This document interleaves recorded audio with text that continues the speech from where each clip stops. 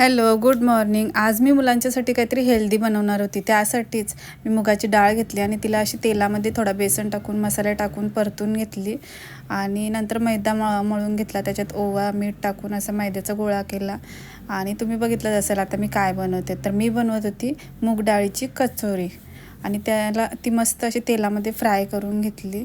छान अशा टम्म फुगत होत्या कचोऱ्या. ही बघा अशी काय दिसत होती कचोरी. मुलांना द्यायच्या आधी विचार केला की थोडी आपण पण टेस्ट करून बघावं आणि म्हणून त्यासाठी मी टेस्ट करायला घेतली होती.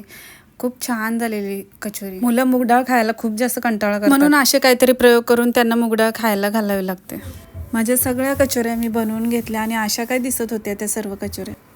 बाहेर पाऊस थोडा चालू होता आणि खिडकीतनं बघितलं तर ही चिऊताई तिचं खाना शोधत होती आणि खूप छान वाटत होतं तिच्याकडे बघून. चला, आजची कचोरीची रेसिपी तर सक्सेसफुल झाली होती आणि मग नंतर थोडा आराम करून घेतला कारण मुलं नव्हती घरी आणि संध्याकाळी मी गेली सियाच्या सोबत काहीतरी चिटचट करण्यासाठी. आम्ही शेवपुरी खाल्ली आणि असा होता माझा आजचा दिवस. तुम्हाला जर माझे ब्लॉग बघायचे असतील तर माझ्या चॅनेलला सबस्क्राईब करा.